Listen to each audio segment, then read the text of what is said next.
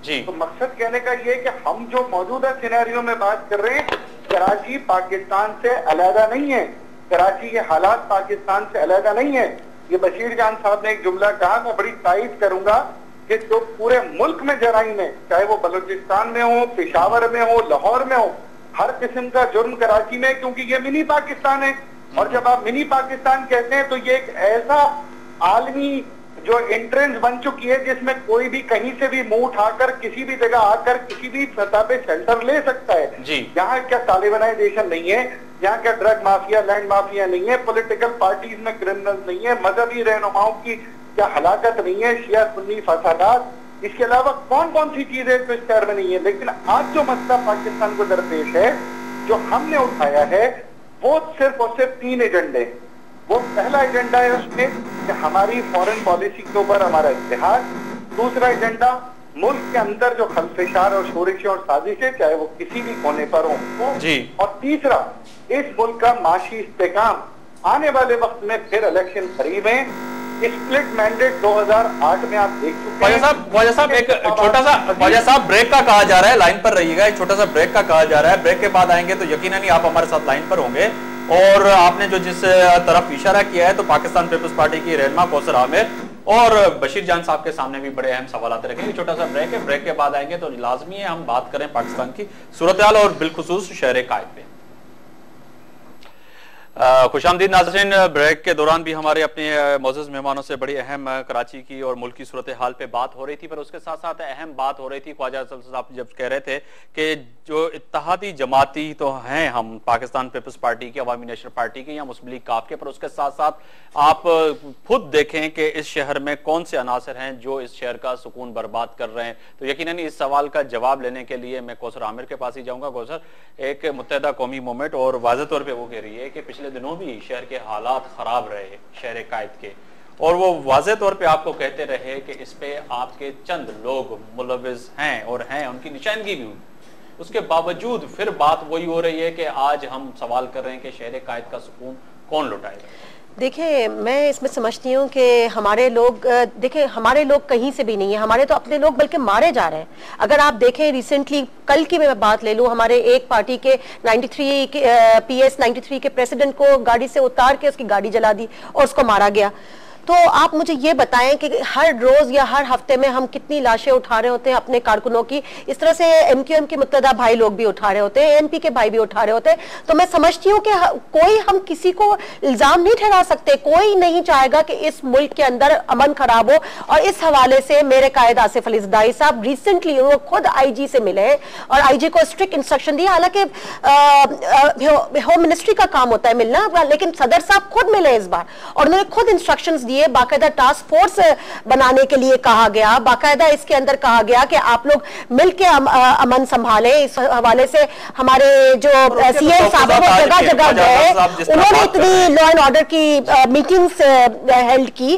तो कौन चाहेगा कि कराची के अंदर हमारे कायद जो है वो खुद गलियों में रहे, खुद गलियों में पले बढ़े हमारे कायद। तो मुझे पता है कराची का अमन कौन खराब करना चाहेगा। हम तो खुद फिक्रमंद है, खुद चाहते हैं कि अभी बिल्कुल सेटलमेंट हो जाए किसी भी तरीके से। अवामी नेशनल पार्टी, मुत्तहिदा कौमी मूवमेंट, कोई अपने कारकुनों को नहीं मारता, मैं ये बात भी कह रही हूं। शहर का सुकून बर्बाद हो। अगर बात करते हैं तो पाकिस्तान पीपल्स पार्टी की बात कर रही है कि कल भी इनके कारकुनान के साथ वाकया पेश है, कल भी इनके कारकुनान शहीद हो गए। मुत्तहिदा कौमी मूवमेंट भी यही भी कहती हुई नजर आती है, अवामी नेशनल पार्टी भी। तो फिर ये कौन है जो शहर का सुकून बर्बाद कर रहे हैं? सवाल ये पैदा होता है कि यही पार्टी जिसका आपने नाम लिया, ये तमाम पार्टियां हुकूमत के अंदर है, तमाम एजेंसियां ये कंट्रोल करते हैं, ठीक है, और कारकुनों की और लोगों की हमदर्दियों की दावे भी ये करते हैं। तो फिर कहाँ से फरिश्ते आते हैं, कौन करते हैं? इनके इल्म में ये बात क्यों नहीं होनी चाहिए जी? और हुकूमत इनकी जिम्मेदारी क्यों ना कबूल करे? ये हुकूमत की जिम्मेदारी है, एजेंसियों की जिम्मेदारी है कि शहर जो है वो शहर नहीं है, जंगल है। जंगल भी आज इस शहर से बेहतर है। 15,000 हमने फोर्सेस बढ़ाई हैं जी, कुछ कह रहे थे, बहुत कुछ किया है, हम कर रहे हैं, फिर तो कर रहे हैं। बसों को पकड़ा है, बसों में से क्लशन को भी बरामद हुई, लेकिन अब क्या करें, इतना बड़ा शहर है, 2 करोड़ आबादी है, हम अपनी स्ट्रगल तो कर रहे हैं, कोशिश तो कर रहे हैं, रोज गिरफ्तारियां भी हो रही है, इंतजामिया भी जदोजहद कर रही है। और रिसेंटली एमक्यूएम के भाई जो है फारूक सत्तार की सरबराही के अंदर सदाई साहब से जाके मिले अमन अमान की सूरत हाल को। ख्वाजा साहब पर वही बात आ रही है कि तमाम इत्तेहादी आप मिलकर बैठते हैं और आपने अभी एक तजवीज भी दी है कि गोल मेज कॉन्फ्रेंस हो और सबके पास आप गए हैं, तो ये फरमाइएगा तो कैसे फिर ये किसके हाथ पे हम जो है ना खून ढूंढे शहरियों का? अच्छा, ख्वाजा साहब जा चुके हैं, लाइन से ड्रॉप हो गई है, ठीक है। वही सवाल आपसे करूंगा बशीर जान साहब कि किसके हाथों पे ये खून ढूंढे हम इन शहरियों का, आम शहरियों देखो, सबसे पहले तो बहैसियत हुकूमत यकीनन ये हुकूमत की जवाबदारी बनती है, लेकिन हुकूमत देखो वो मामलात से, उन मामलात से हुकूमत निमट सकती है। देखो दुनिया में कई जगहों पर ऐसे मुसीबतें और आफतें आई है, जिस तरह हिंदुस्तान में एक दौर था दहशतगर्दी का और वो उस इंतहा तक पहुंच चुका था कि उसमें मोहतरमा इंदिरा गांधी भी कत्ल हुई। लेकिन वहाँ पर एक बात ये कि अवाम और हुकूमत या ममलिकत की सोच एक होती है, मतलब अवाम, तमाम अवाम जो है वो अपने अपने हिस्से का काम करती है। यहाँ पर जो हुकूमत में पार्टियाँ नहीं है, जो हुकूमत में लोग नहीं है, उनकी कोशिश ये है कि ये हालात ठीक ना हो। सोच कौन बनाएगा? फिर वही सवाल मैं आपसे करूंगा कि ये सोच, इतने साल, आप 4.5 साल पूरे हो चुके हैं आपके इत्तेहादी जमात होने के नाते और हुकूमत होने के, ये कराची की हालत जो है ना, सबसे पहले तो ये जहन में रख लो कि ये 4.5 साल से खराब नहीं है। 12 मई का वाक़या, सोच की मैंने सवाल किया। सोच ये है कि सोच बदलने की जो कोशिश जारी है, ये जंग भी इसी चीज का है। अब क्या समझते हो, हम पाकिस्तान को उस मनफी सोच से, जो सोच पाकिस्तान को इस मकाम पर ले आया, आधा मुल्क तोड़वाया, यहाँ पर भाई को भाई से लड़वाया, यहाँ इंतहा पसंदी का राज, हम इस वक्त जो हुकूमत कर रहे हैं, तो ये जंग बुनियादी तौर पर उन दो सोचों की है। एक सोच जो पाकिस्तान को बुनियादी की तरफ ले जा रही है, और दूसरी सोच जो पाकिस्तान को इस 64 साल की जो हमने जो गुजारे हैं जिस हालत में,